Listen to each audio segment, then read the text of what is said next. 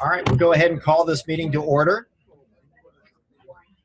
No gavel. It's hard to. Welcome, everyone.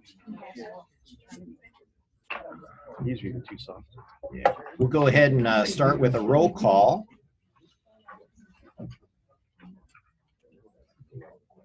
Sorry, oh, that would be me. That'd be you. Campbell. Here. Cupertino. Here. Gilroy. Los Altos. Here. Los Altos Hills. Los Gatos. Here. Milpitas. Here. Montessorino. Oh, here. Morgan Hills. Present. Mountain View. Here. Palo Alto. Present. San Jose. Here. Santa Clara. Here. Saratoga. Here. And Sunnyvale. Here. Is that everyone? Yeah. All right, very good. All right, we've got a couple of items on our consent agenda. If anyone has any questions, otherwise a motion. That would be, all right, got two motions. How about a second? Second. All right, very good. 40 seconds. 40 seconds. Any further discussion or any discussion? No. We'll call the vote. All in favor say aye. Aye. Any opposed? Passes unanimously. I'll abstain. I wasn't here. Okay, thank you. And we don't need roll call votes for these things, right? We can No, do it this we way? don't. All right, very good. Okay, we're very fortunate this evening to have some wonderful guests tonight, starting off with Senator Jerry Hill. Jerry, thank you. Welcome to the Cities Association Thank meeting. you. Yeah, it seems like it wasn't too long ago that you were here and you were speaking to us about many of the same topics that I'm sure we're going to be discussing tonight as well. We don't have any set, topics and so forth, and so maybe if you want to share with us some of the stuff that's going on in Sacramento, and Sure, I'd be maybe happy some to. of Then yeah, we're well, happy to open it for questions, and I'll do my best to answer them. It's kind of exciting with the new governor. I think that's probably the freshest thing that's happened in Sacramento in a long time. We knew that there would be changes. We knew that he would want to come in with big and bold moves and some things, and being more open. The part that I find, with Jerry Brown, and I really liked him and enjoyed working with him, but you really never worked with him. He'd pass you in a hall and you've known him for years, and his mind is someplace else. And so it was always a little strange. The one thing that was predictable about him was his unpredictability. And so it was just difficult in a lot of ways to understand where things were. But with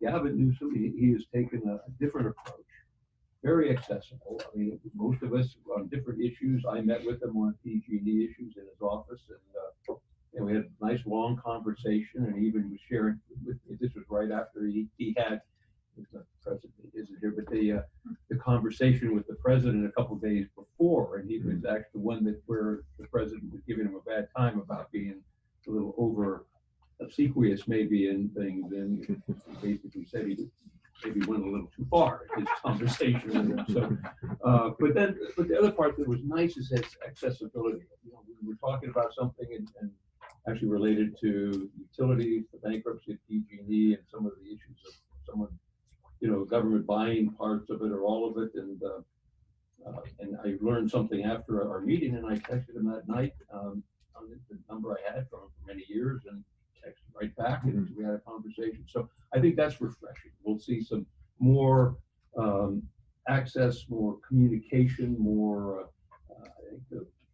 I think, camaraderie, but a better relationship. And he's been doing that a lot, even with the bankruptcy of PG&E. He has led us. He has bankruptcy attorneys, a firm. He has financial advisors, Guggenheim, a company that he shared those with our Democratic caucus, where we need to learn what's going on and how it will proceed. So that's a much better relationship, I think.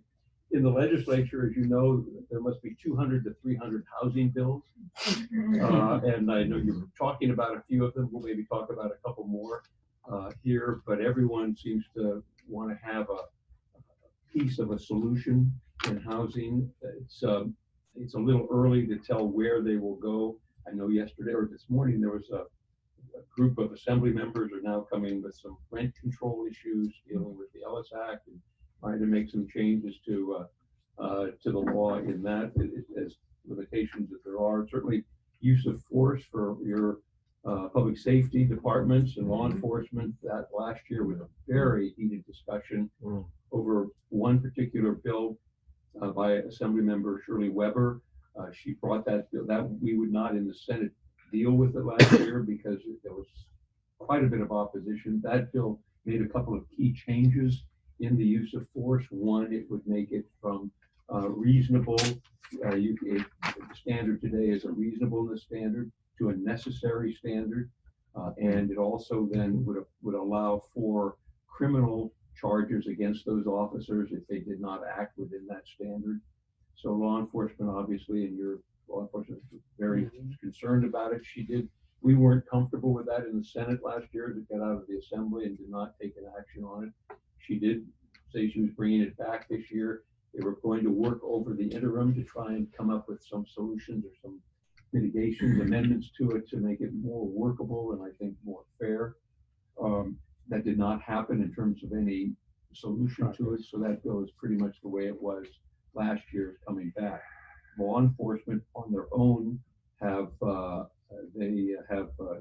Senator Caballero from Salinas and over to Merced.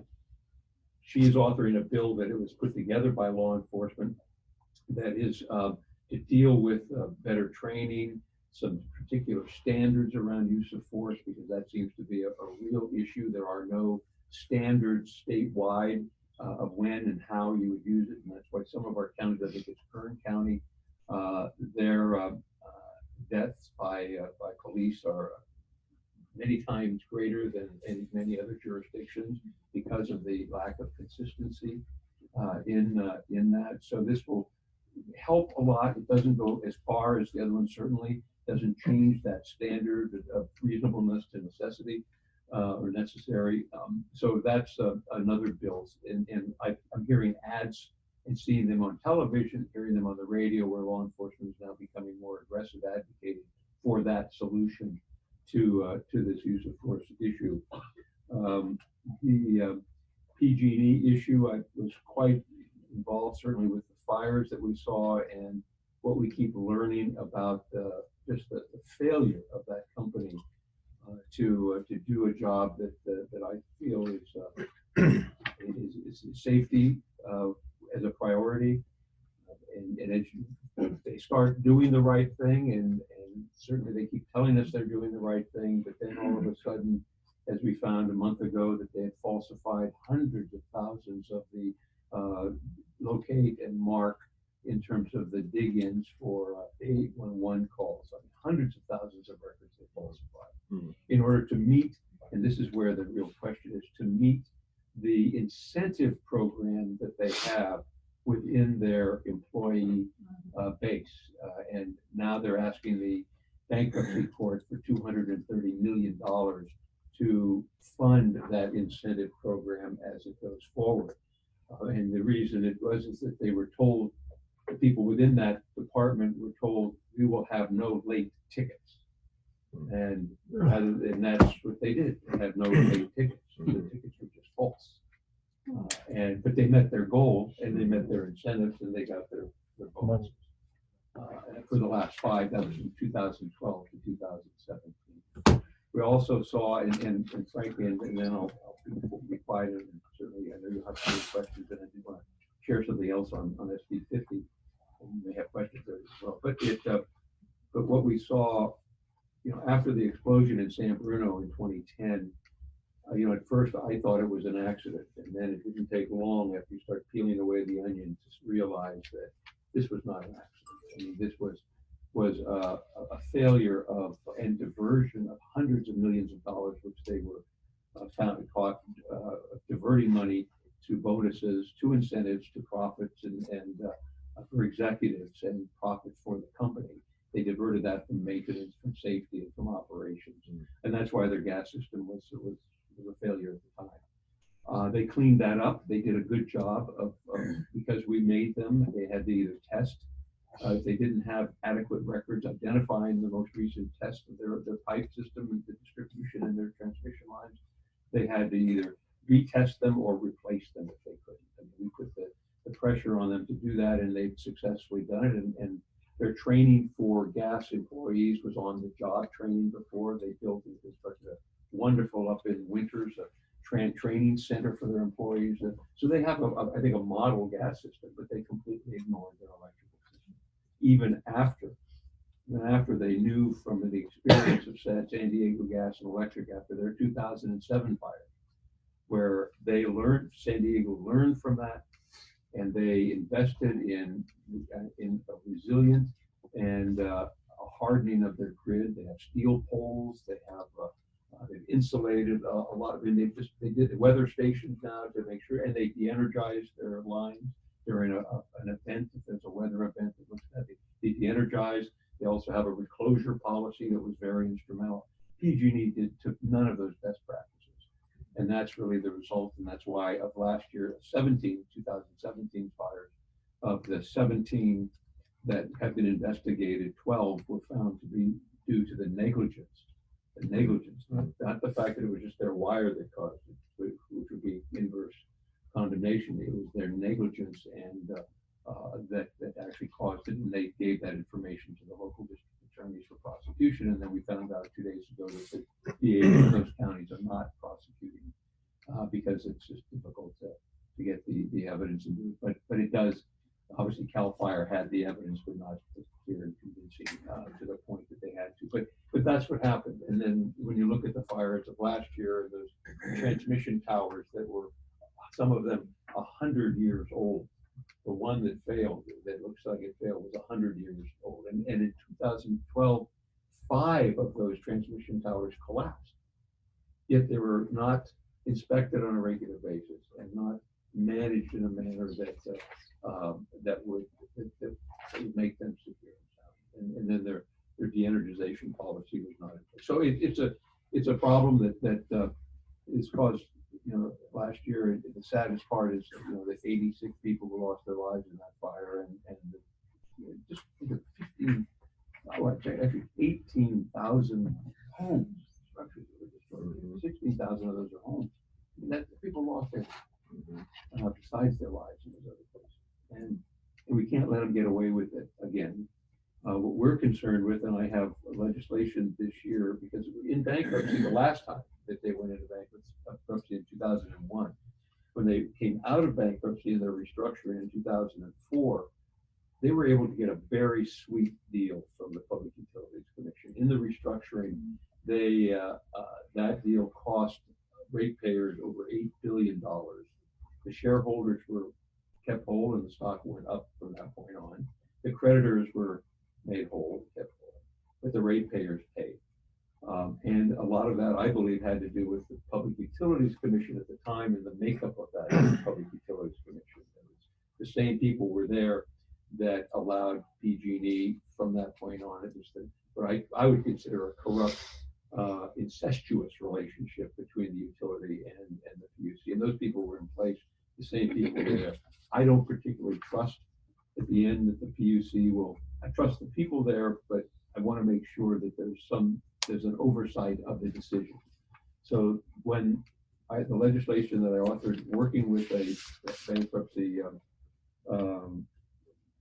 professor at Hastings, who actually testified at the hearing, we have to be delicate in what we're doing. I was telling Rod that the challenge is that the bankruptcy judge has final decision, and he can do anything and disallow anything that he chooses to do in this. So what we're trying to do is have some ability when the PUC actually has a role at the end in the restructuring of determining and approving the rates as we go forward. And the rates and the capital costs and expenditures are all based on whatever that restructuring is. So if the restructuring isn't done in the proper way, the rates won't reflect it, and that would be something. So what this legislation says is that at the end, before it can be approved by the PUC, the legislature has to give it a thumbs up or a thumbs down.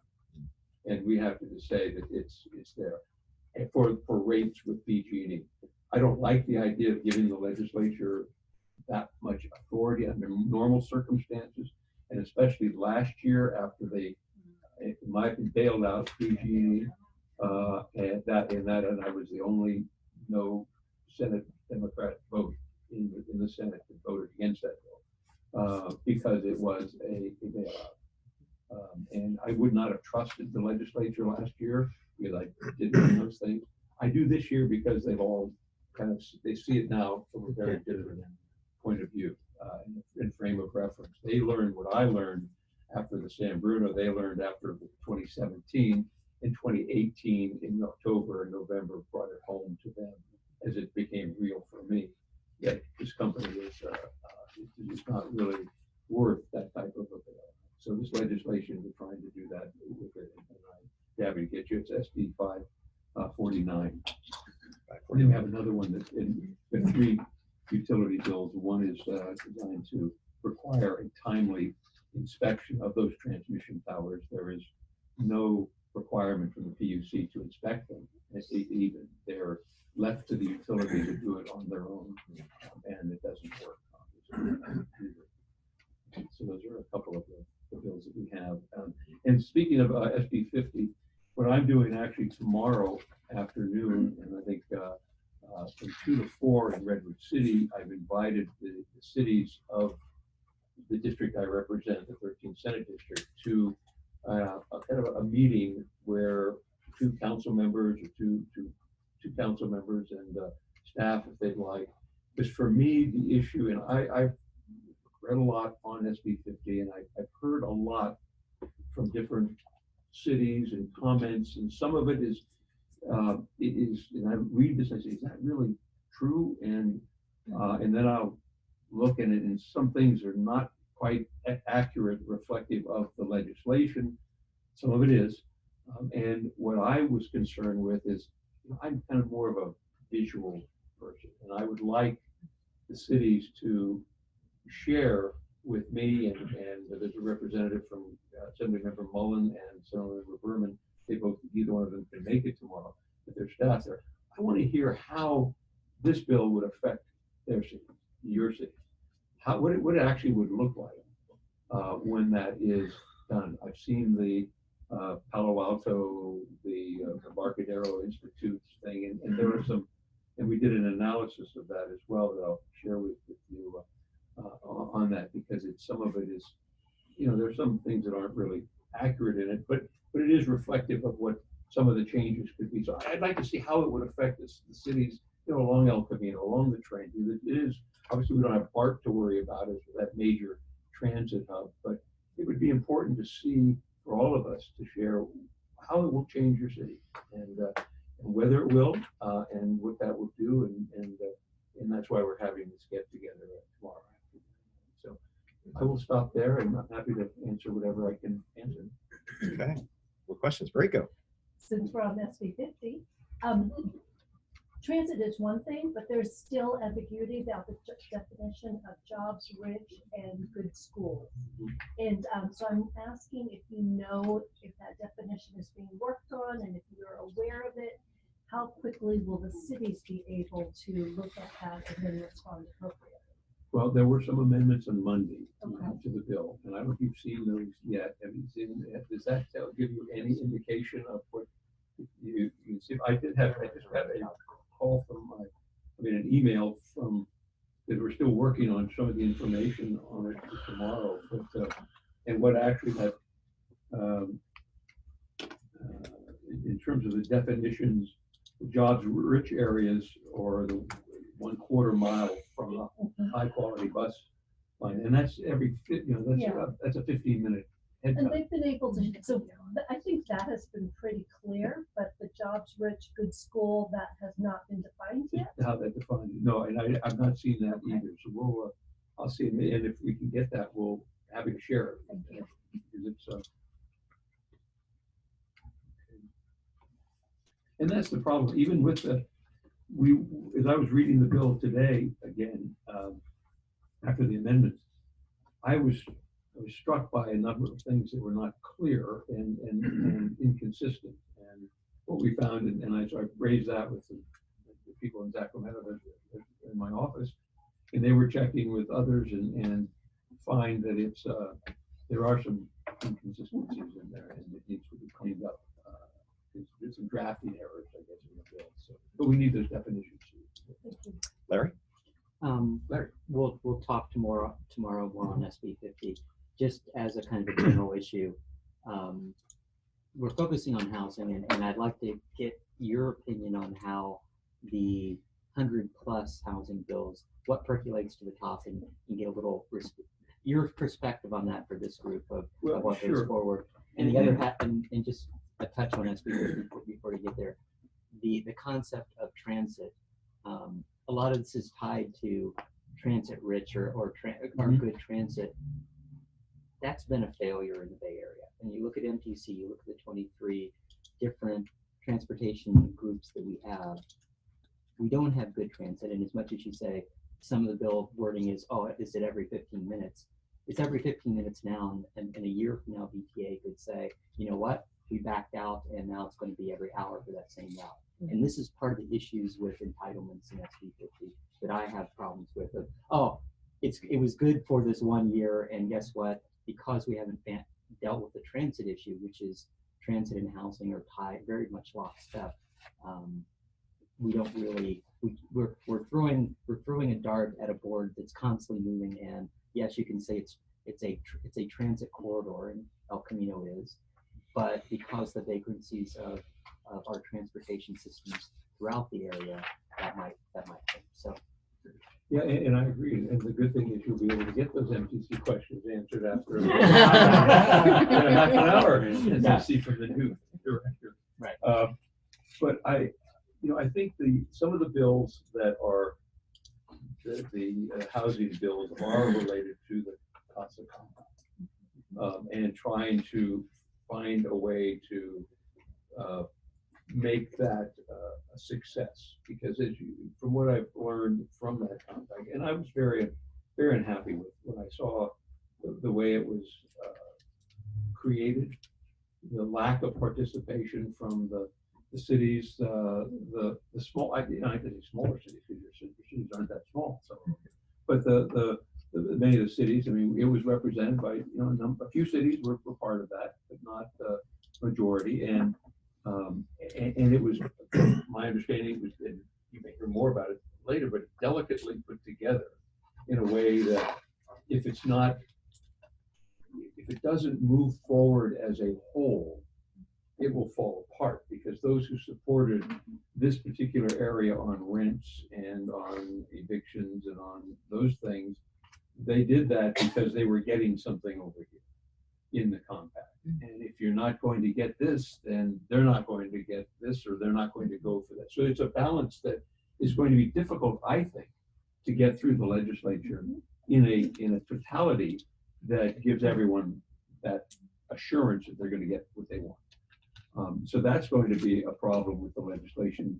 But there is a piece in every part of the CASA compact has legislation tied to it.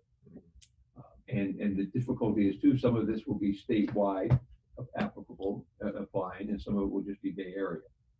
And that will be a kind of a difficult thing.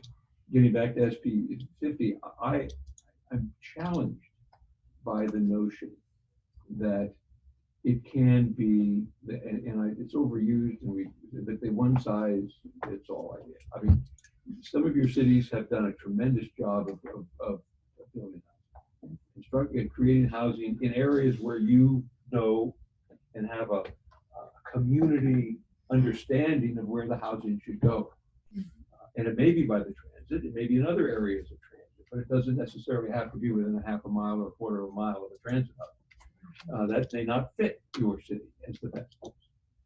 And that's what I'm uncomfortable with. But there is the sense that cities have not done, and on the whole, their job of constructing housing. They put obstacles in the way, and whether that's true or not, the housing is not there, and we've created a lot of jobs, as we know, which has added to the problem. And cities have been more than welcoming in some cases for the jobs, not so much for the housing, and it starts affecting communities. But many of the cities have done that, and have constructed housing in areas that fit within their city and don't do it well. So that's my discomfort with this legislation, is that it doesn't and what it can do to your city when it's applied in certain ways. And that's what I want to see tomorrow from Rod? So, just to hit Larry's point again, I think we all need to build a lot more housing. Completely on board. We need to build it at all income levels. We need missing middle housing. A lot of the state incentives today focus on low and very low, but we need housing for teachers, which fall in the middle. I would argue. So that's an area I think the state could think about more than we have, right? So it's our teachers that are leaving, and an argument about teachers gets a lot of sympathy in most of our communities. So that's a positive thing. I second this idea about transportation. You know, when we build housing near jobs, there's no doubt that some of the folks that work nearby, right, will occupy that housing. But the truth is we plant roots in a community. As soon as we have kids, right, we're probably planted, and we may have 3 or 4 jobs all over the Bay Area in the time our kids go through school. So we really, I think, the other major thing that we could really use some help on is more equitable, integrated regional transportation that's thought through. You know, we have all these fights, we have these 20, 30 agencies siloed, right? And despite all of our best efforts, we still, frankly, have done a very poor job connecting existing housing stock to jobs with our public transportation. We expected an agency to do everything. I've stopped believing in that. We need to connect, you know, we need to have transit in our major corridors, right, that move people around efficiently. But, you know, even today from my city to downtown San Jose, 15 minutes in a car, an hour on a bus, hour and 22 minutes from my city hall to the airport, nobody's going to do that, right? So we're going to have to really focus, I think, on this transportation piece and recognize that as we build more housing, we've just got to get the transportation to a stage where it can work. And then on how we're measured, you know, in my city, we were allocated 1,064 units in this RENA cycle. We oversubscribed that. When we did our RENA allocation, we did 1,400. We've entitled 1,400 units in my city.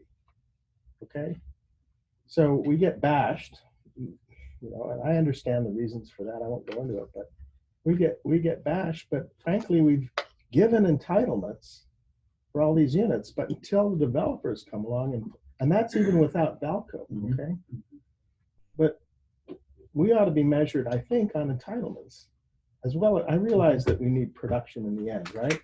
But to judge us solely by, you know, what permits have gotten pulled is really not no, I agree, a fair standard. especially with the costs that we have. Right, and so now the developer is saying, our biggest RENA site says, well, you know, this is Irvine Company. You have 342 units. We have more lucrative things to do that are greenfield sites, right? So we're not going to get to that anytime real soon. And it's like, well, how are we going to meet our RENA if you guys aren't willing to do this? So I think being more thoughtful as we're, you know, I've heard a lot of the dialogue, and, you know, there's a lot of city bashing. And I think we ought to be measured on what we actually have control over. And recognizing we haven't done enough. Maybe we all have to take a bigger RENA allocation, right?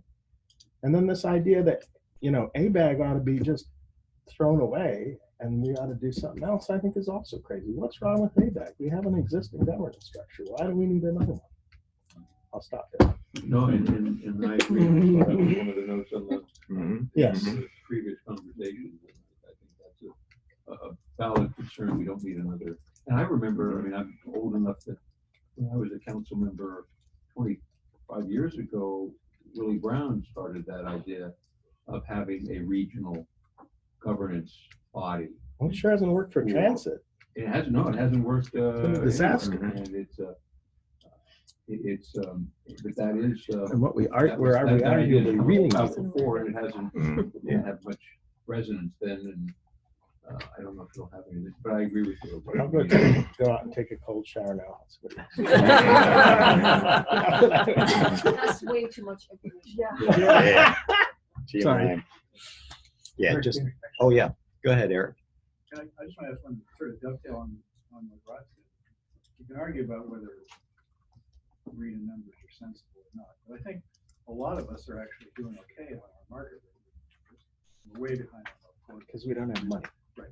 Because in fact, it takes money. And the problem with affordable, we just finished our first affordable housing project. Approved our first affordable housing project for several years. And one of the things that made it possible was a big injection of cash from the city. In affordable housing, even mid-wage housing takes money. Okay, and that's one of these things that these sort of state mandate bills sort of don't really do, right? It's like, okay, who's going to pay for this?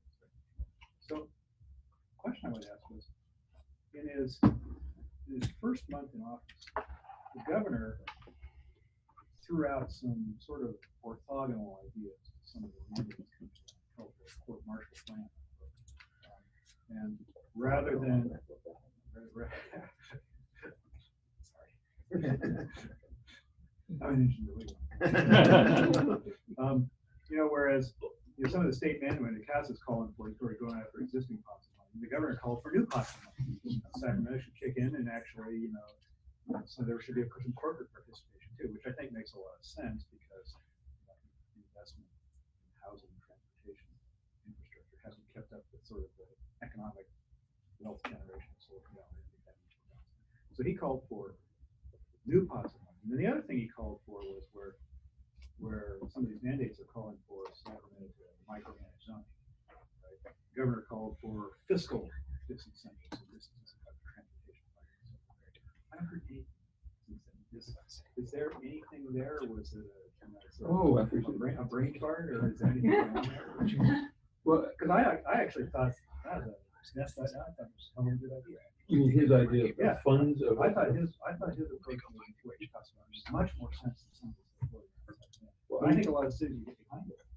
If you're talking about the resources coming from like the budgetary fund, state funds to that state, and I mean, some of us are. I mean, one of the things you get with lots of little cities is you get sort of a laboratory. I mean, we all know there's a problem. Mm-hmm. We all see our teachers and our city workers and so forth fleeing and so forth. And we all know there's a problem. These sort of incubators in different cities trying different things. So he was trying to take county taxes. He's Palo Alto's doing some stuff. We did some stuff. Cupertino's doing some stuff. So I mean, we're all trying stuff. So for example, wealth capture from tech companies. Mountain View's trying that, right? And I think we're all watching them. And Cupertino tried that and backed off. But I think we in Palo Alto, we looked at that and said, yeah, we're probably going to do something like that. It's not done. Right? It's not finished. So I haven't heard anything like that. And also the direction of, because the fiscal incentive is this incentive actually sensitive, right? Because you say, okay, people that aren't building a lot of housing with a full transportation. Well, it sort of implies, I mean, I know it's controversial in this group, and maybe rightly so. It sort of implies, well, if we're not giving them transportation funding, maybe we'll give them more transportation funding to people that are building housing and transportation. That actually makes a lot of sense to me, right? As a principle, right? So, is there anything going on in sort of the governor's direction as opposed to some of the? Well, the governor's direction, but the governor has limitations because he can't.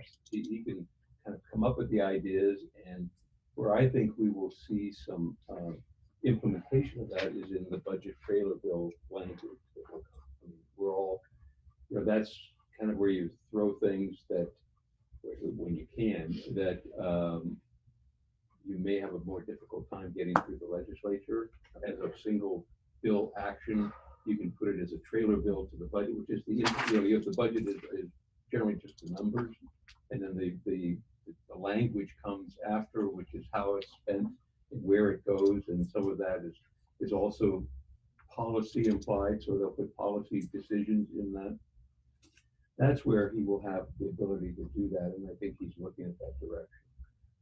I think the challenge in a lot of ways is you have a much better way of, if you're talking about corporate wealth sharing or corporate reinvestment in the community and some with housing, local government, I think, has a better and easier chance of that.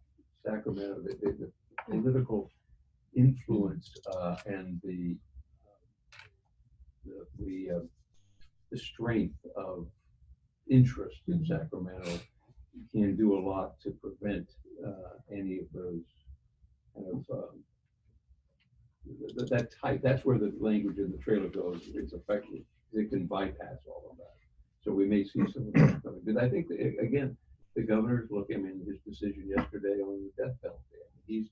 He's doing things that are that need to be done, but he's not waiting to go through the processes to get there. He's trying to start and ignite that conversation. Which is, okay, so but you see that, you see that as kind of supplementary to the parallel. It will. I don't think there's stuff that goes from here to there and there.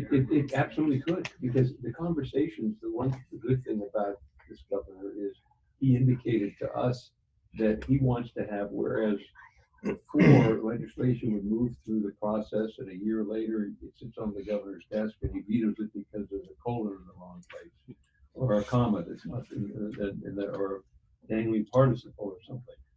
That's how he would act on these things. Yeah. What Newsom has said and indicated to us personally is that he wants to be engaged all along in the process so that doesn't happen. We can make it work so we can get what we want in legislation from a policy perspective, and he can be comfortable with that at the end, but it'll be clearly identified early on whether that's he's going to work. And a lot of the legislation this year is a repeat of legislation that has been vetoed over the last few years because everyone, and I've got a few of those myself, everyone feels that he'll be more receptive to a lot of these things. As you can see, we're very passionate about the housing and the housing bills that are coming through. We all should, as you should be. As we should be. That Yeah. is the character of your community.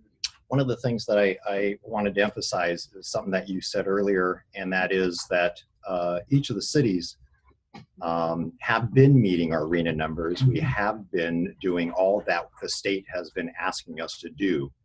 But yet, we oftentimes hear that the statements that the cities aren't doing their job, and yet we have been doing our job. In fact, there in Saratoga, and I think it's the same as for some of the cities here, that we haven't denied a housing project in 10 years. In addition to doing our RENA allocations and having a certified housing element and all that stuff that we're required to do. So, but again, as was said by Rod and a few others, that there is more that we can do. And part of our last few meetings has been occupied by coming up with statements in terms of sharing with the state legislature on what we feel, what we support, because there's a lot of stuff that's within a lot of these pieces that we do support as cities, and collectively we support them. And so I just wanted to share that. Yeah. In my comment on some of the cities, I mean, I'll give you an example. 2 years ago, the city of Brisbane, and as you know, they have the Baylands project, and that they had decided from a planning commission perspective, no housing on that. And they were going to create thousands of jobs, but they were having no housing. City council election was coming, and we could see by the tea leaves that it probably may go that same way, and there would be no housing on that property. So there's an example where, and frankly, I drafted legislation that would take their complete land use authority away from them on that property. And they would have absolutely no say over it in the project that was going, that had 4,400 housing units to go there with that. That's what would happen. And they would have no CEQA voice in this either. And I presented it to the mayor. Here's the legislation. Here it is. I didn't introduce it, and I said we need to work together between now and February 14th, the last day they introduced bills. This was last year. See if we can, you got to think of this a little differently. And fortunately, they realized it. I think they wanted. There was a fear factor involved in that, and 2,200 houses are going to go there at some point in time. Now they're happy, and they brought that to the voters last year in November, and the voters approved that process. So I guess my only point in saying that is sometimes in those areas where there is a lack of concern. The state does take a little more aggressive role. I do feel, and I don't support the governor's idea of taking transportation funds, especially SB1 funds, when you don't need. I mean, that is not the deal that people voted for. That's not the support we got. That's not the way we all came together on that. And have that's a change. That's a complete reversal of everything. I think it should be the incentive that Eric was talking about. That's where we should go with this. Because you should double the amount of transportation money if you do this. You shouldn't lose if you're not, especially the SB. Yeah. That's not fair. Well, thank you very much. No, thank you. Thank you. Oh, Jan, did you have a question? I'm sorry. CCAs. I want to change the subject a little bit, Yes. Jared, because I know you're on the Senate Utilities Committee.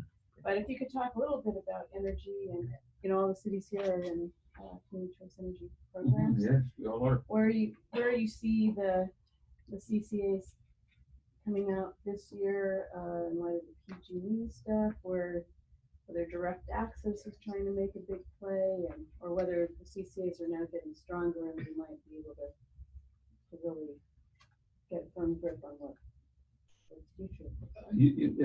Well, the CCAs, we've been so successful. I mean, in the peninsula and in Silicon Valley and with San Mateo, they've just done an outstanding job of really providing the renewable energy and at a better rate than we get from PG&E.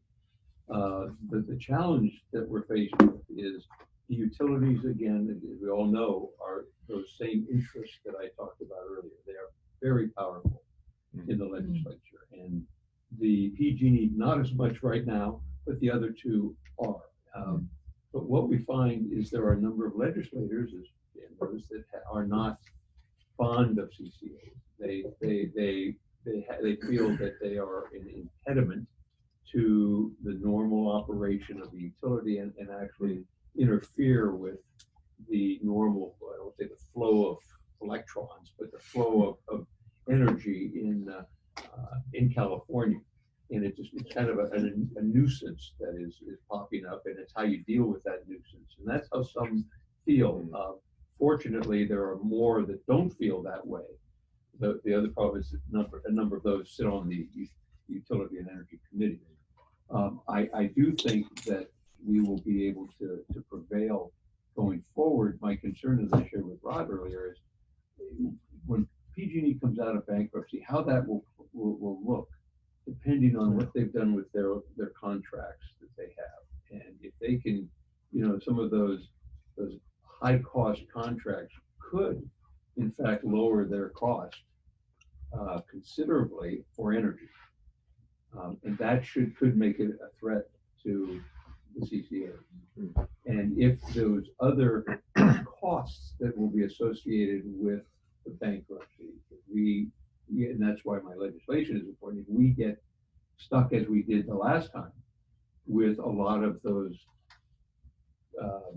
the claims that they have to pay due to their negligence, then that will come as an added cost. It won't be an energy cost. It'll be part of the PCI. They'll write down the contract. So it could reverse exactly what we're doing, and that's the concern that I have. And it's so up in the air, and a lot of it has to do with what does the bankruptcy judge feel about this whole thing, and where does he live, and hopefully he's involved in one of them. But I think that's the problem that I see with PG&E. I mean, we're seeing it's growing around the state, the interest. I do think I'm meeting tomorrow with San Francisco PUC in their interest, strong interest. I talked to one of the supervisors in the city a week or so ago. They've got the money. They're ready to buy the San Francisco, the infrastructure, and to take over and become a municipal supplier of power. I think they're perfectly positioned for that. But then that leads to the other question that I'd heard that San Jose, and I don't know if that was a quote before, was interested in that. But if you take some bigger cities, that then what's PG&E left with? But Butte County and Trinity County and the areas where the greatest risk is, and and the least density of customers, which would cause a problem. So that's another thing that we had, and maybe we just turn everything over to CCAs and PG&E, just not have any of that. Just, they just provide those wires, and which is what San Diego I is like looking that at. idea. No, I mean, that may be where it will go. And there's a big, certainly a proxy fight going on over the directorships of PG&E now, and another area where they failed us is certainly in their directors. After San Bruno's explosion, they replaced a few of them. But there again, they were supposed to bring on directors with some safety credentials, some that had some background in good safety issues. And it was found out just in the last year after what happened that they had fudged on their the credentials. They did not have appropriate safety credentials, and they were. And so there, I think there'll be a major shakeup there. In that there's a part that says, I mean, there one faction fighting for that are some of the hedge funds, which are really the only people that own a lot of the stock, I mean, large quantities of it, and they may buy it and look forward to spreading it up in every way and selling out so they could capitalize on that when they did that. There is a possibility, and I don't know if it is, but if there is a government agency that has stock in PG&E now. When I talked to them, they were very much interested in maybe buying the whole thing, and so everything's kind of up in the air. But the CCA issue is really up in the air. Right. Thank you very much. Thank you. It's always a pleasure. Thanks for all of your service and work. I mean, you hear that often, but I mean, no one knows it and feels it more than I do. Appreciation for you being here tonight doing this, and every day, and it's never out of your mind. I mean, when you're the mayor of the city and when you're the council member, I mean, I know what you do, and I appreciate it, and I know your residents do. So thank you for that. Yeah. Gift that you give to everybody. And thank you for taking the time to No, join thank us you. this Have a evening. good Appreciate it very much. When would you be looking for support on this? SB 549, it's pretty small right Yeah, now. it's gonna come in, it's a small bill, that's for sure. I will, Let us know. I'll would let you? you know. I'll let the Of course, we'll support association you. know, so thank you. I All right. appreciate that. Very good. All right, next up we have Teresa McMillan and Brad Paul. They are the Executive Director and Deputy Director of MTC. It's great to see you again. To see you It's been a too. while.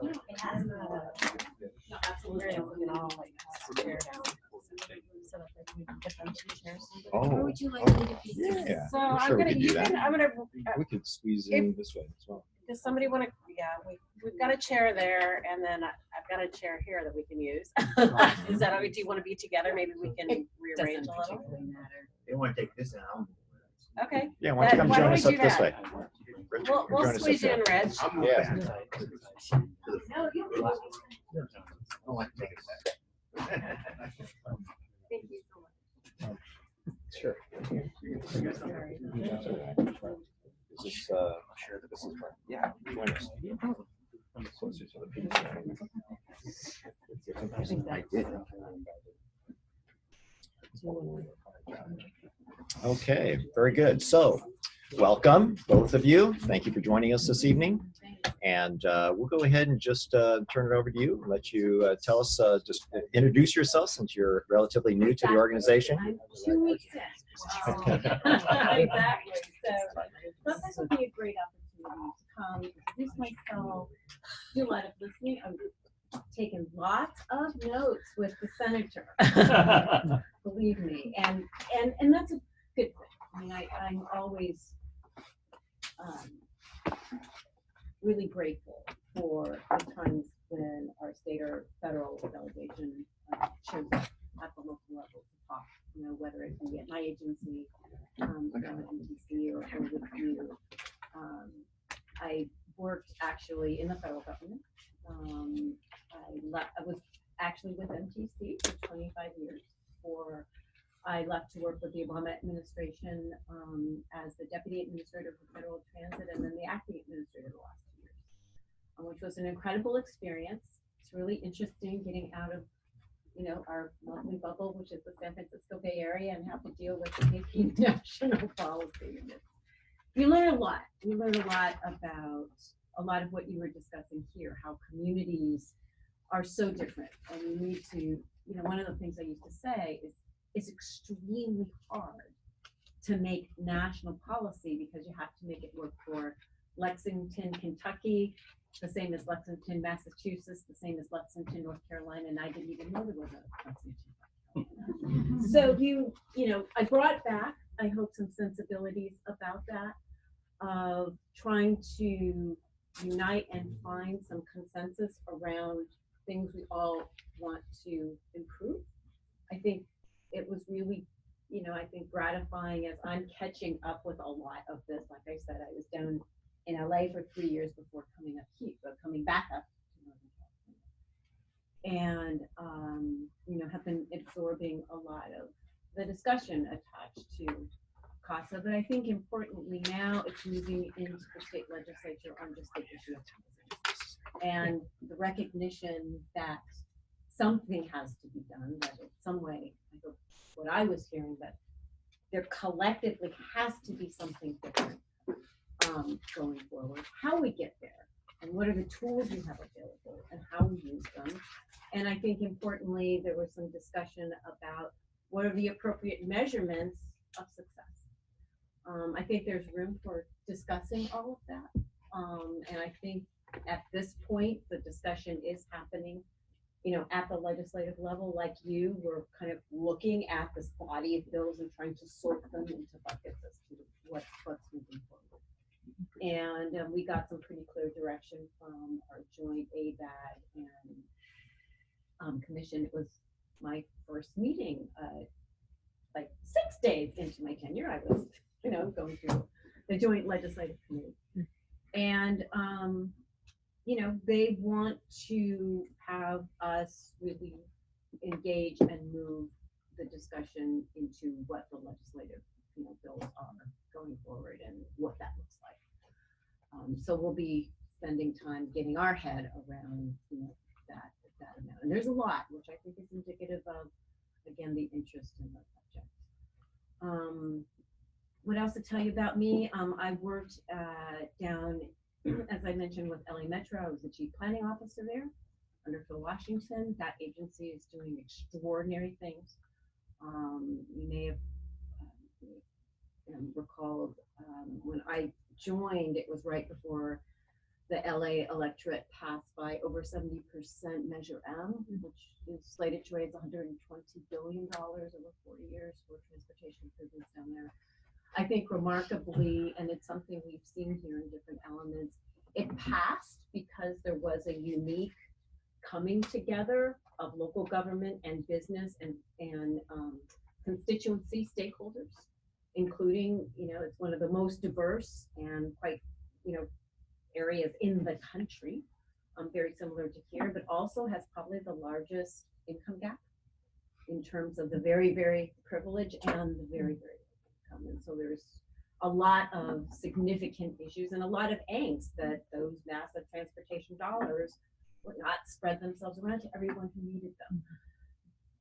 But there was a trust to pull together to say, if we can get the resources, then we can work on how that distribution happens. And quite frankly, a large part of my job was working with Bill Washington to start laying out that game plan of how to make that happen. Some of it was driven by an expenditure plan that said, you are going to do this and this, for this amount of money. You're all familiar with that.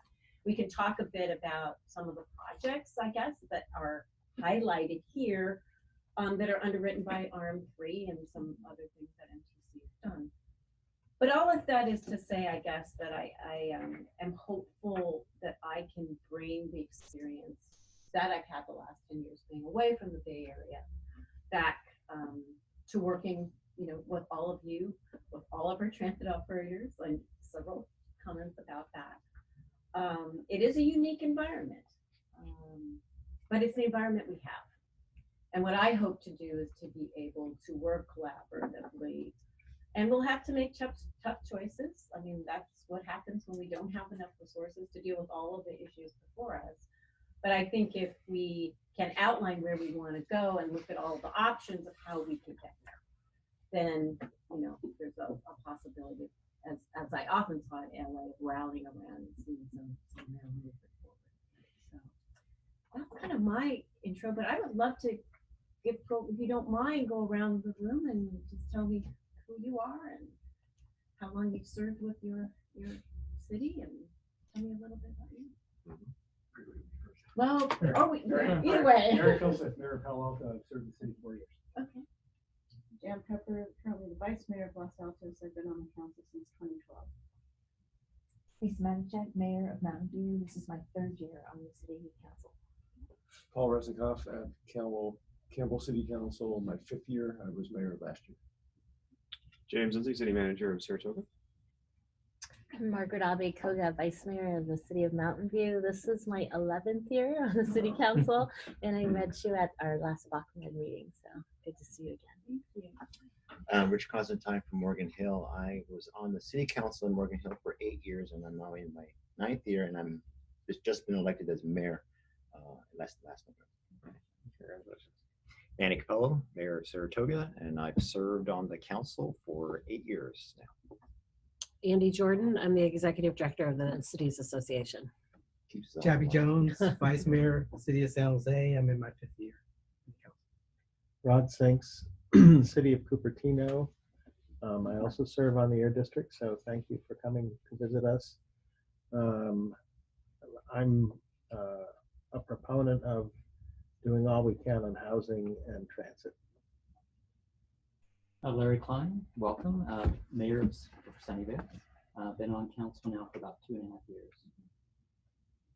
Marika Sayek, I'm with the town of Los Gatos, my 5th year, and served as mayor 2 years ago.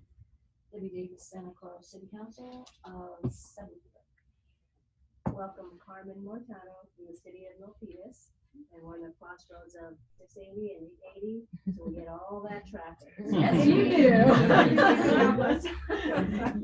Yes, and we're, you know, obviously looking to see Bart finally, you know, get down. Like I said, look, I had a hit, you know, obviously some experience, deep experience with Bay Area. Things have changed a lot in 10 years, and so I'm, you know, coming back and absorbing a bit of that. So perhaps the best way to use my time is to entertain some questions. I just want to highlight some issues you would, you know, like to be, you know, me to be mindful of. Of course, we work very closely with your representatives on the commission, Supervisor Cortese and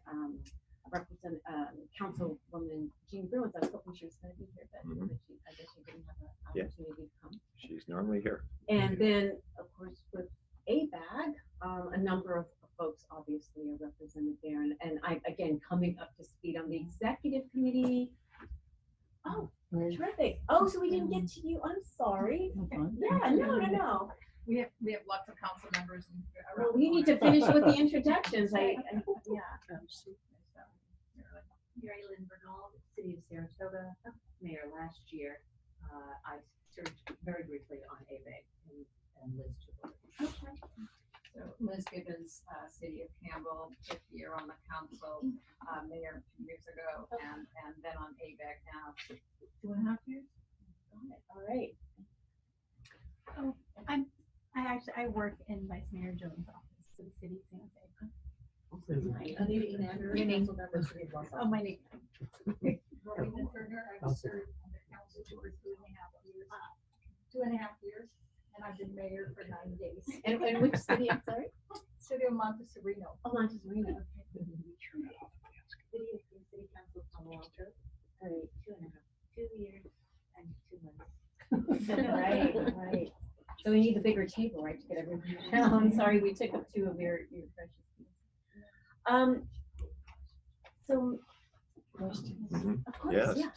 Good. I actually asked them to bring you here so that we can talk with you and speak with you. I know we're new to what's going on, but my biggest question was, and I found out from a council member that I work with right now, Teresa Real, who's the chair of the okay, and her concerns were what you thought of, what your visions were in the South Bay and the transit corridors, and then the funding sources for the CASA compact. Could you kind of address that?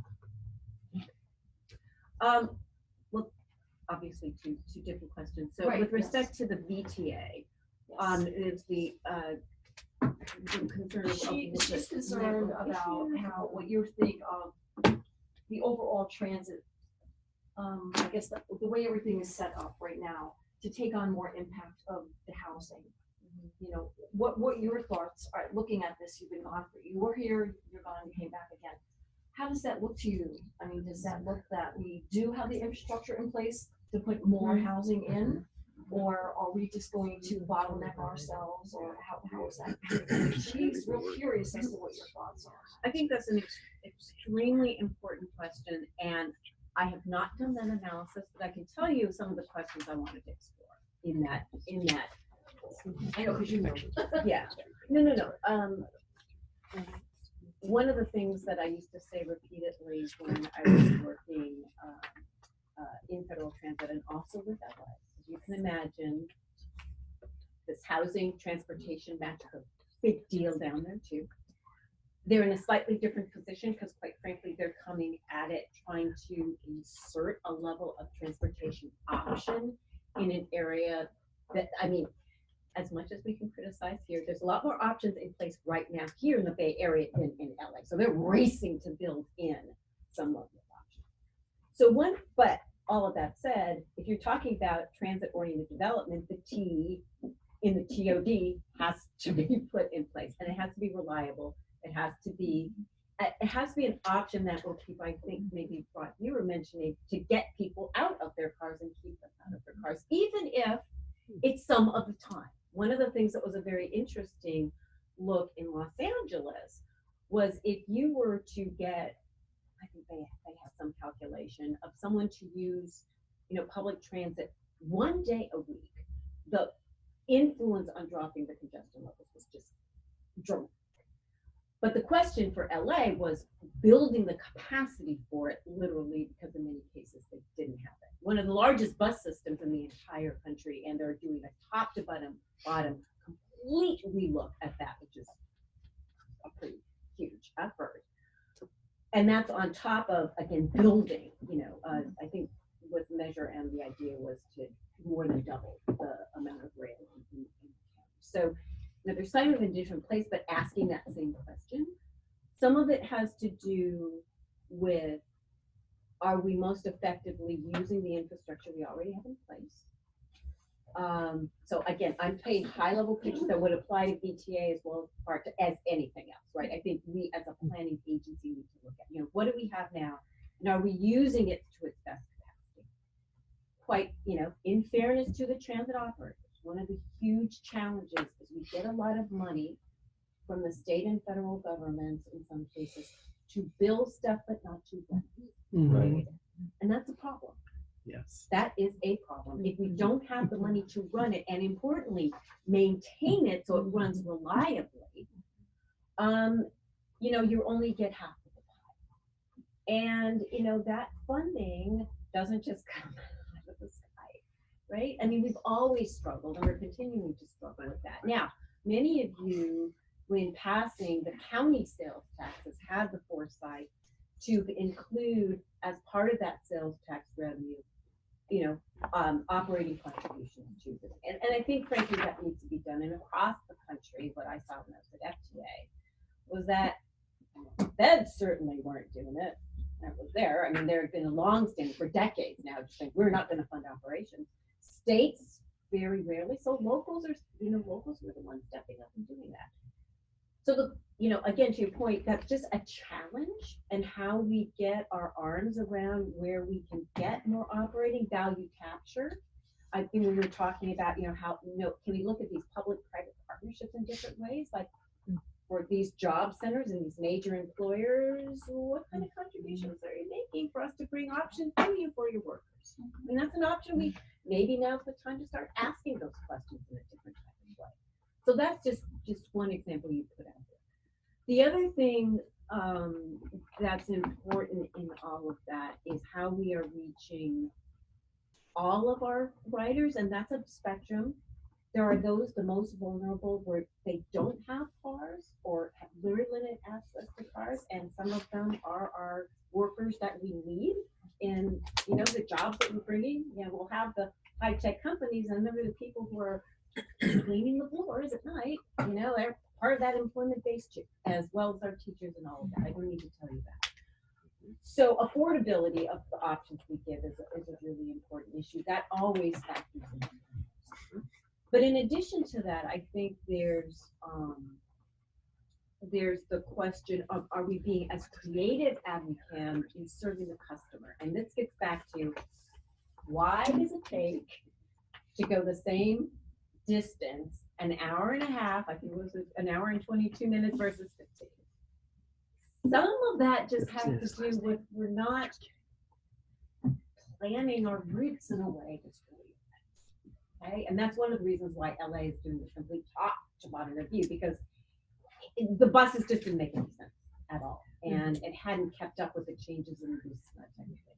I think all of our transit operators have that as a responsibility. It's like, how are you effectively using, from a customer point of view, like where are our biggest transfer centers? If we have multiple operators and someone needs to use more than one to get from A to B, are we identifying where those transfers happen? Are we concentrating our thoughts as to how to make that transfer as frictionless, that's the new word that we just come to understand, frictionless as possible for the people who are using it? Be that the price you pay, the instrument you use, the time you have, what you can pick up your phone in terms of, you know, when things are going to come and the reliability. There's a lot, I think, that we can explore, that I would like to explore, certainly with new technologies and, you know, the applications. There's a communication base that people have now with their phones and the like, that quite frankly, I think can really help the customer experience in traveling on one point. So that gets in. So, you know, Got another and question. in some cases you still got to build. And in those cases, can we build it as quickly as possible and as efficiently as possible? Rod would like to ask a question. Yeah, sorry. No, actually, it's terrific, and I feel like I'm glad you're in your seat, and I hope we can have a productive dialogue, because I think we have a lot of baked-in models that aren't working. And one of them is, you know, if we really don't have money for maintenance and operation, we talk about taxes like ARM3 that I fundamentally think are pretty regressive. We're such a progressive place. Why wouldn't we consider funding operation of transit as the greater Portland metro area does? They have a 0.75% tax on payroll, right? And there's big fights when they redraw the boundary to include extra areas, because employers are now having to cough it up. But there's some buy-in to this system that we don't have here, because we're so dysfunctional. Our big private companies went and did their own thing, which of course leaves the teachers and other people, even in mid-sized companies, really having nothing, right? And there's no subsidy or sharing that's coming from the transit we do have with these darn private buses.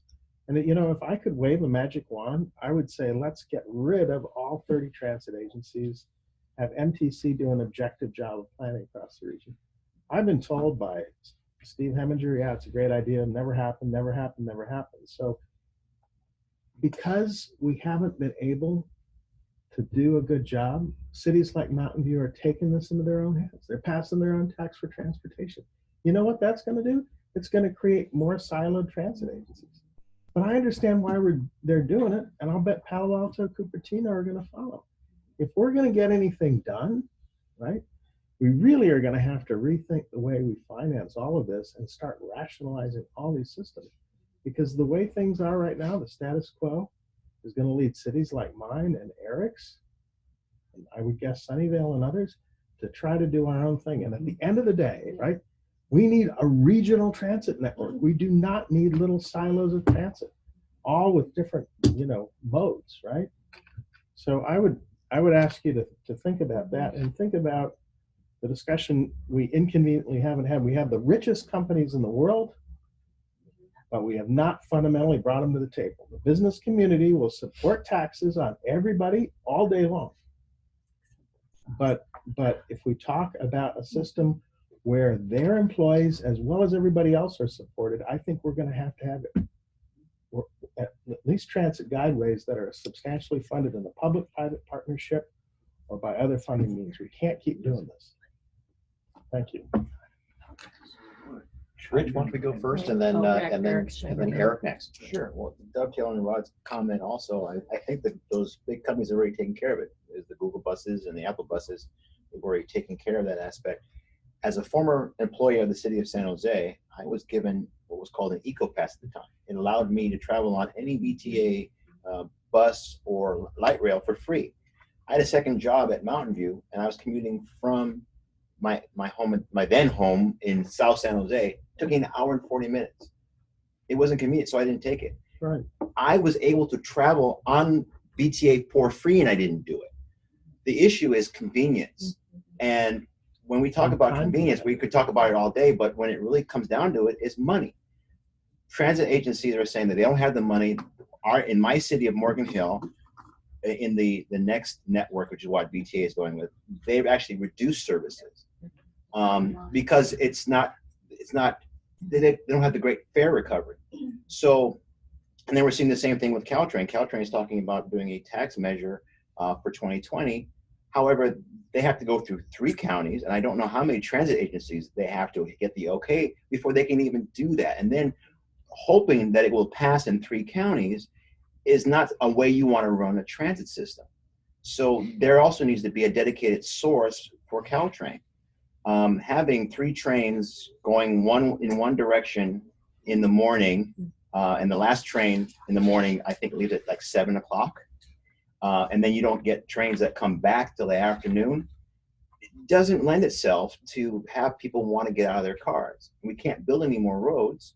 So we really need to start concentrating on how we subsidize mass transit, because it's going to take you have to subsidize it until people get out of the habits. My analogy is always that if we were going to build, I was born in New York, and I used to take the subway system all the time. But if the subway system didn't exist today and someone suggested it, they would say, no way, it's too expensive, we're not going to do that, and no one will ride it. But yet at some point, the bullet was bitten, and they built it. So there has to be some. I'm sure as a New Yorker, you've been following what happens when that system goes down. Oh, well, yes. I mean, the city's just going to Exactly. But the reason why is because a lot of people use it. Yeah. If the light rail system went down in San Jose, I don't think people would go that crazy. Nobody would. So, I don't think anyone would notice. Yeah. Eric. That's really, I mean, it's goosebumps to hear you say that, Rich, because the problem with the BTA withdrawing from the South County, yeah, we got And the West BTA Valley. and the North County, okay, so we're going through, and the West Valley and so forth. I had a couple of thoughts to dovetail on Rod's comments. Right, but I think there's an opportunity there. I think Good. a lot of us think that the CASA process came up with, a great deal of tunnel vision and not a lot of creativity and critical thought, and to some extent a considerable sense of. I wish I had more time. I think a better way to put this, but oh my God, we got a crisis. We don't know what to do, but we got to do something. So let's do this. Okay? And I think if you folks had worked with a lot of the small and medium-sized cities, okay, instead of focusing on 3. Okay? I mean, one of the things you're hearing around this table, and Rod sort of did it eloquently. I mean, there's a lot of cities down here. We all know there's a problem. We're all trying. Some will work, some will not. Okay? But you got a lot more ideas out here than you do sort of coming out of, you know, this urban core and that urban core and so forth. And I think had you folks done a more thorough job with sort of more cities in those three, you might have come up with some broader, more interesting stuff than you actually did, which now is getting a huge amount of opposition by constituent. So going forward, please do more of that. Okay, okay, please, right? I mean, yeah, it'll be a little fractious and cacophonous, right? But you got lots more tests going on how to do this. So that was the other one that strikes me is I think there's a real opportunity here.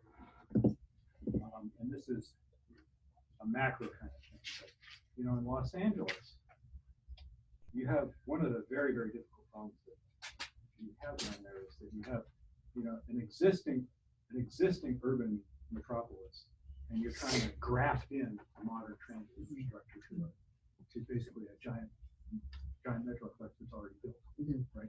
And you know, that's got to be a lot more expensive than going from where there's an existing transportation framework and building on top of it, as opposed to going where there's existing building and trying to graft transportation.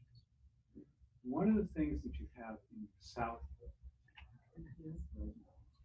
is that to the extent there's likely to be industrial growth over the next several decades, it seems pretty clear that a very great deal is going to go into the Dearden station, led by Google, now followed by everybody, because that area, lower housing and transportation costs,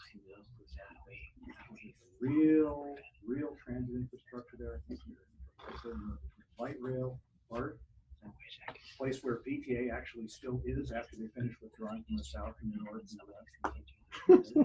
There's a lower cost housing, there's a large workforce, and the private sector has figured this out. And a great deal of the next several decades of growth is going to go down, and there's actually a real transit infrastructure there. And if you folks, as you consider policy, can figure out how to leverage that, I think that would amplify that. And then finally, I think I probably speak for a lot of us here today. I wish MTC would really focus on the T, because that's where there's a need. I mean, the housing problems in East Palo Alto versus Cupertino versus Menlo Park versus San Jose, these are very, very different. Right? And there's a lot of people thinking about rent control. Why MTC should focus on rent control instead of transportation makes very. I mean, let's not all do each other's job. You guys are in a great position. We actually, as Rod pointed out very articulately, we actually need some leadership, regional transportation. That would be a great goal. Good. Larry. I'll try to be very short. You heard some of my comments earlier, but we talked here, and we're just talking now, that dialogue with the different transportation agencies and how to make sure that they optimize what they're doing. You know, we have the perfect example of Milpitas BART opening later this year, and VTA and BART still not realizing how can we utilize that station as good as possible. I'm hoping it will be a success. Amen, Larry. And the concept that I hear that San Jose, Santa Clara, you know, VTA aren't working out how to optimize all the light rail. And as much as we keep all of us kind of say light rail is horrible, that is a possibility that finally a light rail route coming from Milpitas through Tasman to Moffett Park to downtown Mountain View might actually be a success. Connect the cities? And What a thought. To major job centers? What a thought. Exactly. And all I hear is it's taking longer. And I'm hoping that your role as MPC will be to undertake the DT, as Eric says, the transportation role, which you know, we're looking at adding housing, much like Mountain View, in our Moffett Park. We're looking, you know, up to maybe 5,000 units or more, and the concept of that becomes a transit center. However, or that becomes a additional housing. But if transportation never is there, it just ends up being a reverse commute out of the park in the morning and into the park in the evening. And fine, that helps us for our arena numbers. That helps, but it doesn't really help transportation. And so from that standpoint, it's like I'm hoping that you focus on the team of transportation. And then the other thing is the other half of that is funding. So we're talking about one of which is the transportation funding and how that goes through, and basically Caltrain was pushed not to put something on the 2018 ballot and hold off until 2020, which would conceivably now we have all these housing bills and who knows what else from a regional and state standpoint, which Caltrain, as much as it has issues as far as financing and going south of San Jose is a big deal. It's a success. You're looking at how many people are riding that into our cities, Mountain View, Sunnyvale, up and down. Caltrain is a success. It's trying to electrify, it's trying to have more capacity, it's trying to go faster, and all that will be added in. But it's a funding portion of that. And then what we focused on in the last 6 months now has been the funding of CASA and the worries that all of our cities have of capping impact fees, property tax, basically, reducing. My city does a 10-year balanced budget and a 20-year plan. The concept of what the growth is for conceivably all those property taxes is baked in, and touching any of that, or even we'll come back and give you a portion of what we take away, affects services, affects infrastructure, and that's what. Yeah, right. but that's the whole thing. Liar. And that's the thing about when we start talking about funding of these things, I worry about where we go over the next year.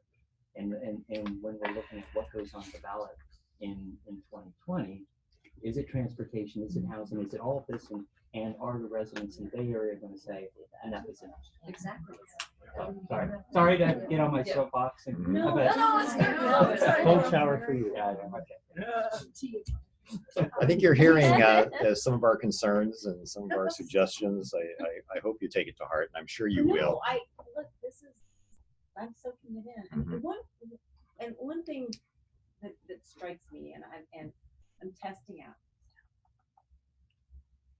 What would you say? Because it's interesting. All these transit agencies have governing boards, and there's local elected officials on the governing boards.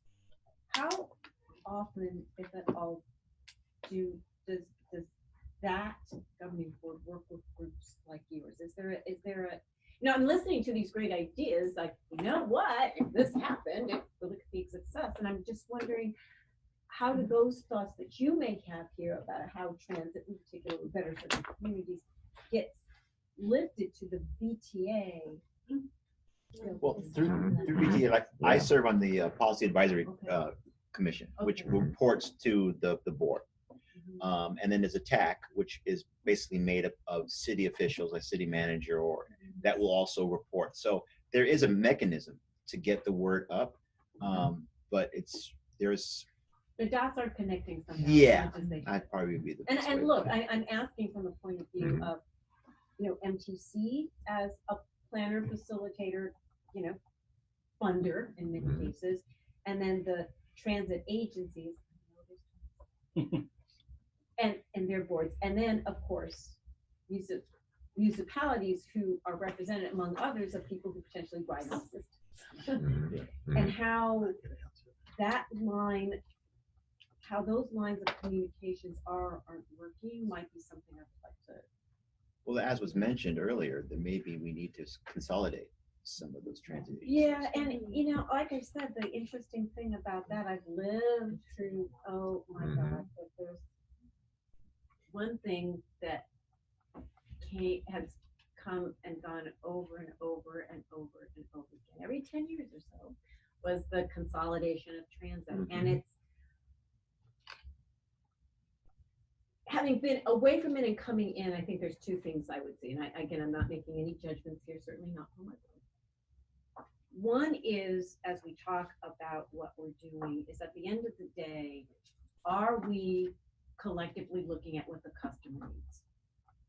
Not what a governing board of any entity needs, or not what an institution may need, but from the point of view of the customer, are we doing the best thing we can? Even if there's multiples of us, are we combining all of that to the point that if Joe and Sarah want to move from point A to B and then to C, they don't care about all of the multiple layers in between. They don't. They just want to get from A to B. Right, exactly. And I developed some of this appreciation, certainly working at FTA and at Metro, that because my boss for Washington was just manic about that customer experience. And look, it was one county, one big agency, so that's the difference. And it was hard there. I gotta tell you, that was one thing. I mean, you know, down in LA County is as big and jurisdictionally complex as the entire Bay Area. There's 88 cities in LA County. Most people don't know that. But there's LA and Long Beach, they're quick to say, the second largest. And then, you know, the rest of them are much smaller. So the dynamics are different. And then there's LA Metro, which just covers the entire county. But then there's 40 different transit. I mean, they have the same thing. It's just the dynamics are different there. I say all of that only because the same questions were coming up, and at least there was beginning to shift perspective of we have got to rethink all of these issues from the point of view of the customer. Yeah. And if we do that, maybe we just, some of the simplest things, like maybe our signs should actually tell people how long it's going to take for the next bus to come. You know, elements like that get to that point of people trusting the system to be an option that they can use. And so I think if again, not that we're going to get rid of all of these different layers tomorrow, I think that's unrealistic, but if we all adopt it somehow better, you know, with maybe a focused set of objectives, let's all collectively look at this from a customer point of view. And what would we do different? What decisions would we make differently if we did that? Maybe that shakes loose some of the stasis that we tend to see in the discussion. You know, again, I'm going to be meeting with all the transit operators. I'm going to meet with all the congestion management agencies. One of the things you all are doing down here is pushing forward express lanes. Don't know how you feel about that, but if you have a connected express lane system, buses actually become a much more nimble, much more effective, and much cheaper option for moving people quickly from home. It's worked in a number of other cities, could work here, but again, it's that idea of, you know, what do we have? What tools are we building right now, and are we using them and thinking about how we can use them in the most treatment? And I think it gets back to just trying to step out of the box, and you know, at least toss some ideas around and have the right mix of folks around the table. And I just think, you know, local government of the people who are living here and need to potentially use these systems, and the transit agencies that are trying to make the best decisions they can with the limited resources to respond to that. And then the regional agencies such as ours, which have an important role of connecting dots when there's multiple actors, but a customer wants a smooth link. Maybe that's where we start reshifting where we go. So that's just some thought. Teresa, what are your top 3 priorities for this next year, maybe 2 years, being in this role? What is it that you want to accomplish? I mean, you alluded to some of it already, but just very succinctly, what is the top things what's on the top of your priority list?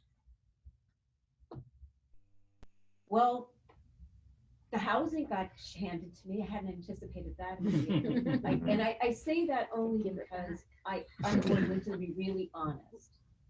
Yeah. It is an issue here, and we're going to have to sort through it. Yeah. And it's gonna just create a screen through which everyone is smart. And I'm just being really honest about it. We'll need to work, we will get through where we are today. And we will need to see what the legislative process sorts through. I think that's going to tell us a lot about what is going to be very specific, what might be statewide, what might just get tossed off the table.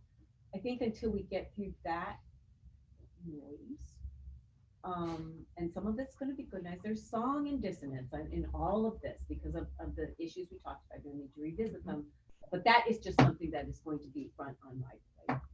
It just, beyond that though, back to the T, I'm very interested in rebuilding partnerships among the various interests. So partly what you're going to hear from me, I think it's less about necessarily things, but how we make our decisions.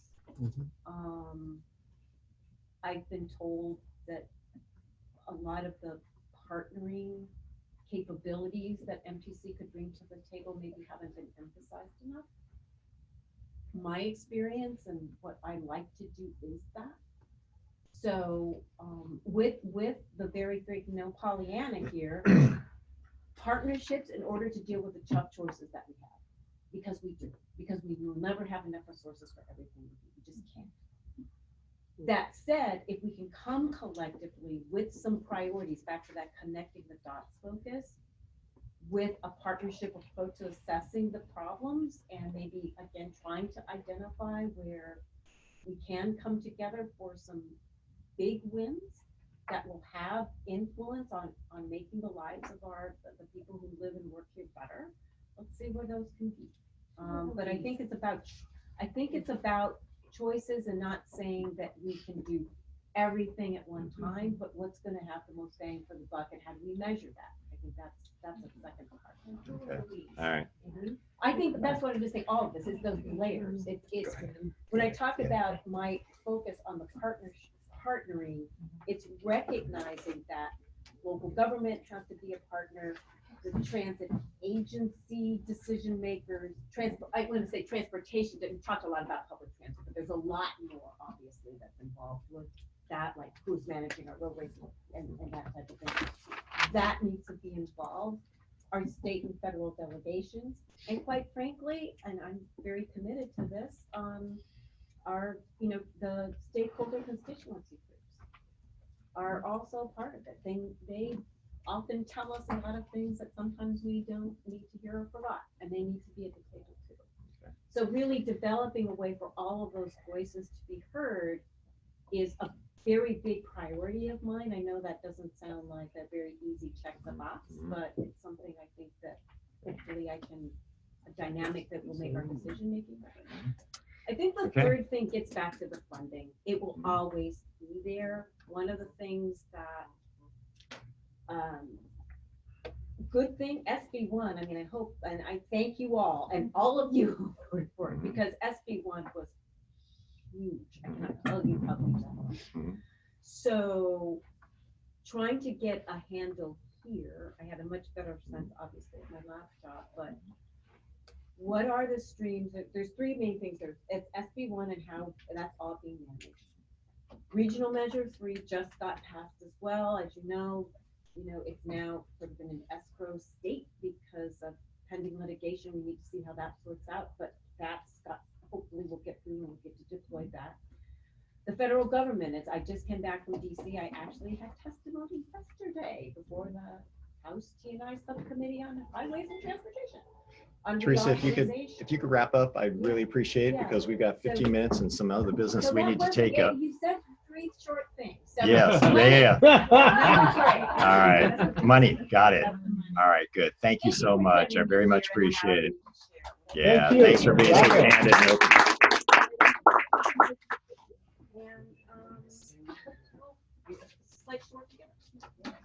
All right, so now moving on our agenda, we're on item 4 at this point. We're going to swap out A and B. We're going to take B first and take a quick look at the 2019 committee assignments, and then immediately following that, we're going to go right to this repeat area associated with the housing policy statement. So In the packet, you'll notice that there's a document that looks like this. It's a table in which it has the priorities listed and some names of interested members of each of these groups. I wanted you guys to see this. If your name is on here and it shouldn't be on there, by all means, let us know. If you feel as though you'd like to serve on one of these committees, if you will, keep in mind that the arena is full and therefore not taking any more people in that area. However, there's a little bit of room in the ADUs and the transportation area, and we'd be happy to accommodate you with an appointment to that spot. You can, yes. So on the Lisa. REMA one, when I saw this list and saw that Margaret and I were both on here, I'm happy if just one of us is on there, so I'm happy to drop off that one. Okay, And all there's right. room if somebody else wants to jump in. Okay, all right, very good. So that opens up a spot. Thank you, Lisa. Any other comments on that? Again, if something comes up, you don't have to announce it now. This is, you can always send an email or express interest with Andy, and we can get you onto this list. Okay. All right. I'm going to hand it over now then to Margaret to continue with this policy statement on housing. So, part two. While we were having other items discussed, I went ahead and added the changes that we just voted on in our LAC meeting, and they're highlighted in red. So please take a look. I can do. Do you want me to read through them, or? Well, yeah, I think we can go ahead and read through it. Okay. So the first part is what I just took off of our website, who we are. Yes. The third paragraph, I added back the small and medium-sized cities not being represented in the CASA originally, and Whoa. how we want Too to. big. Even I can see that. I think it was good where it was. Okay. Yeah. There you So go. that was actually in our original document, so I've added it back. And then I put in the consensus at the bottom for Paul. And then we can scroll when you're ready. Well, too far. For me to scroll or not? Yes. Right there.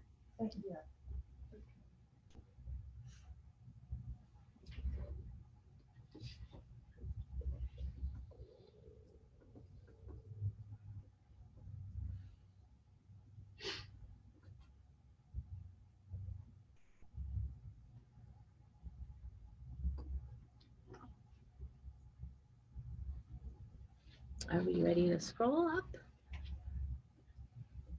So that's the in red is the newly worded ADU section.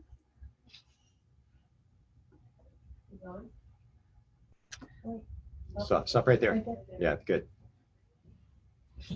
And then the bottom we support, I just changed the wording of that. I think originally it said Bay Area Transit Network and connections, and I just changed that provide connections.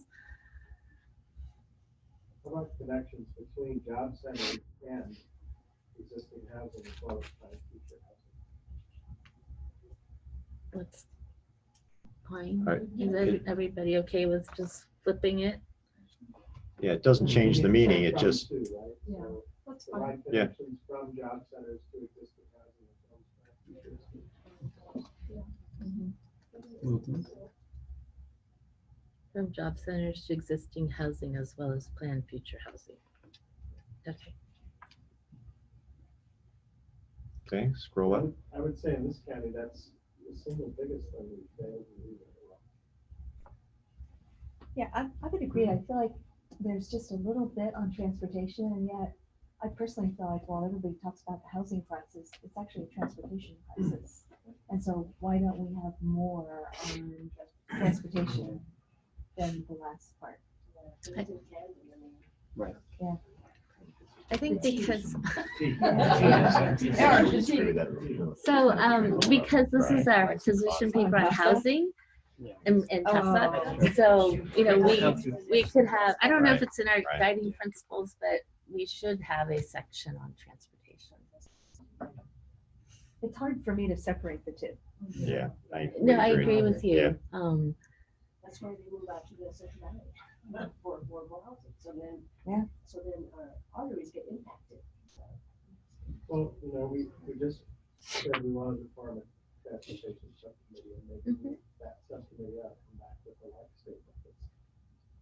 It's recognizing that those are both components, but is much more focused on Transportation. I like that idea. That sounds good. Oh, yeah. Yeah. You're not doing that one. I'm not doing that. I got that. I don't mind. I would be happy to, but let someone else take steps. Keep going. Actually, there's one more page. So that's the tenant protections. That's what we had earlier. We put it back. And then the next one is the local control. This was some of the wording that I was able to grab out of the comments that we received from cities. I would say, I mean, actually, you know, it doesn't, if we're not recognizing that actually building housing is the end goal, then I think we're a little deficient here. So I would probably reword this to say, we recognize, right, that what cities have control over effectively is granting entitlements, and we got to be measured on that. Even though we understand the overall goal, right, is production.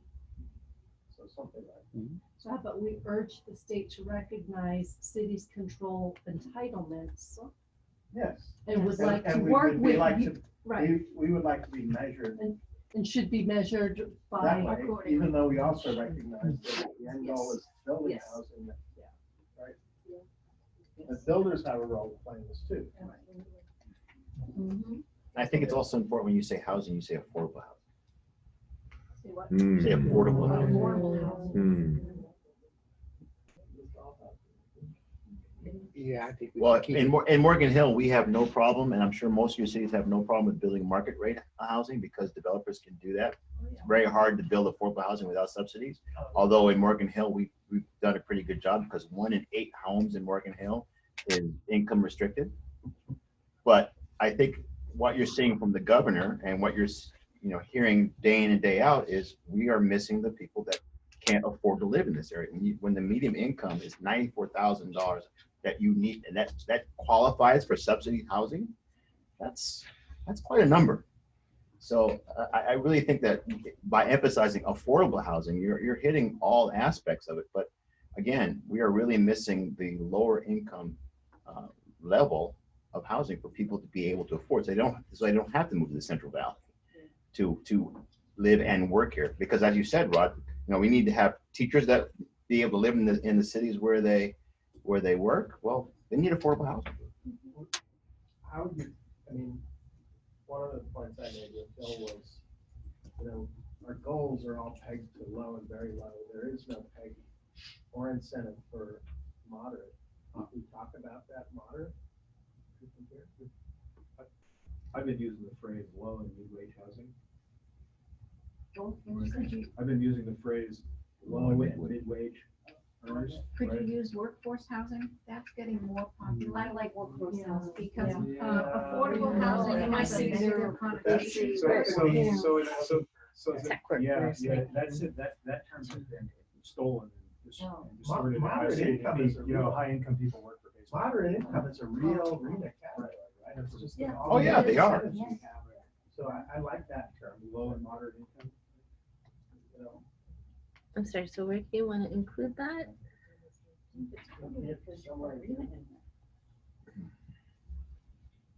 Affordable housing at all affordable levels, including moderate. But isn't that covered by saying RENA? Yeah. RENA covers market rate too. Yeah, it covers all. I think you have an opportunity here when you specifically call out affordable, because that's the problem, right? We don't have enough money to build this stuff. And the incentives don't give us anything for moderate. But to the comment of the negative connotation, I think it's up to everyone in this room to make sure that we educate people when you say affordable housing, and we see the faces scrunch up, that we let them know it's your police, your firefighters, your teachers, your store clerks. It's incumbent upon us to educate the rank and file, to let them know that it's the people that serve them every day. And quite frankly, it's me. I couldn't afford the home that I currently live in today. Yeah. So it's everybody in this room. And our children can't afford to live in the communities they grew up in. So Exactly. I think it's more than just affordable. It's not just low income and moderate income. It's college educated kids who can't afford to even stay in this area. That's why affordable housing should not be a I negative connotation. I think the word affordable has a certain idea that goes with it. We maybe need to expand what we're means. talking about here. There's a technical affordable, which is moderate, low, very low, extra low. But that doesn't actually include college graduates all who the don't missing have middle. Apple Yeah. stock. So So could Or we, Google So don't have to could we meet the add median that income of to $200 the, go back to account. the top? And we talk about, Go back to the top. how we fully endorse local and regional efforts to encourage production of more housing, blah, blah. And then, the second paragraph, could we put it Also in there? recognizes the need for increased housing opportunities. That's right, but it's Oh, especially for people earning, Yeah. How about housing at all You income get, levels? you get, you get. Subsidize below market rate. Housing. Is it moderate, low, very low? So it's a risk of taking a lot of tomatoes here. I can tell you that in my city, okay, there is immense sympathy, right, and desire to do something for low and moderate income workers, all the people we're talking about here, okay? There is vastly less, okay, to help high-wage tech workers at Facebook.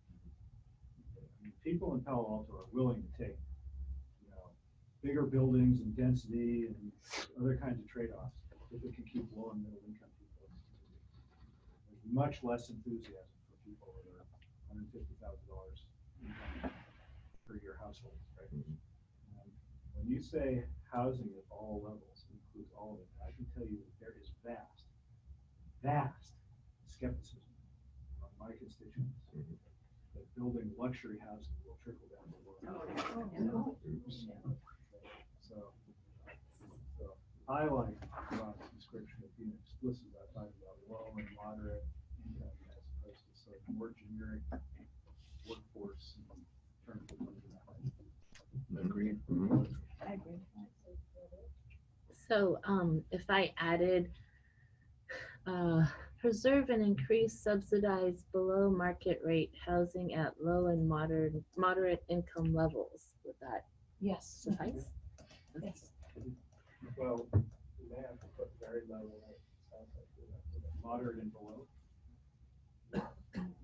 Moderate and Moderate and Low below. and very low. and below. I think it goes with the production of more housing, not with the. Encourage the production of more housing for It goes to both. low, yeah, but I think, I'm not sure Margaret was including it. Yeah, there's some places where we're tearing down housing that teachers live in today, and we're gentrifying it to a Yeah. point where, Yeah. we're building lots of apartments occupied by people. They're doing the same You never thing. do that. Okay. The entire city of East Palo Alto is rent control. Just to give you guys a quick time check, we've got another 3 minutes before our 9 o'clock hour. Now, we can go later. That's not a No. problem. But I just wanted to tell you that we're getting close to our time frame here. So I would if be I- ready to I'm- move this Okay, with these changes. that we okay. And then, Is there a motion? Hang on, haven't gone to the hang on. bottom. She has a we're gonna question. just, I'm sorry, at the very bottom is the ABAG clause. Mhm. Yeah. Yeah, So we're good with it. Okay. It's very direct. Absolutely. Very direct. And we still have to add. the, Yeah, we still need number, to which add some of We'll those. calculate. Yes. Okay. So you're gonna change this to entitlements so that the permit, it won't just be permits, you're gonna get entitlements numbers? We talked about. Yes. Yeah, Yes. yeah. Thank you. Okay. Okay, so how about a motion? Motion to approve. Second. All right, we got a motion and a second. All those in favor say aye. Aye. Those opposed? Okay. Yeah, Thank you so Very much. good. Well done. Thank you all. That was a Thanks tough for- one. Each of us will get a copy of the finished document, and then again, each city that wishes to go ahead and craft their own statement to kind of augment this piece or to be a standalone, that's perfectly fine. Just keep us informed so that way we can kind of track which cities have done what in this area. I think that'd be really helpful. Could we put this statement up on our website in a prominent place and have some link also to the prior letter we did in December and all the city's letters as well? Ooh, So yeah. to the extent that we want to say, look, Yeah, we good idea. have a diversity of opinion. Yep. This is our sort of principal statement, Yeah. but we have all these cities' letters. Yeah. I think collecting them all in one place would prove Yeah. a They are there. powerful. Yeah, Yeah. wonderful. Mhm. Good, They're good, good, good. Good out there, suggestion. but they're not in one place right now, right? We have a page called CASA, under policy. It ought to be CASA just, you know, response.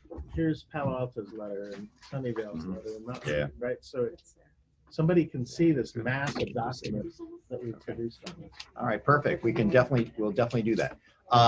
Public comment. Omar, did you want to say anything? We're okay? Anyone else? Okay, good. How about a city manager's report? And if you keep it more than 30 seconds, then I'm gonna have to, you know. We had a great Give you meeting. the hook, yeah. Very good. Really, truly, you have nothing more to report? Nothing to order. Okay, all right, very good. How about a executive director report? Nothing to Oh, good choices. We're gonna forego Joes and challenges unless somebody has a quick one that they'd like to I share. have a quick one. Oh, good, Chappie. I just hired Rania to be on my staff. Yay! For the Police Association, we're really excited. She's also going to support me on the city. That's awesome. That's awesome. Yeah, thank you for doing that We know a little because bit you about know she was Yeah. great help to us while she was in this seat here Yeah. for many years, and so having her join us again is wonderful.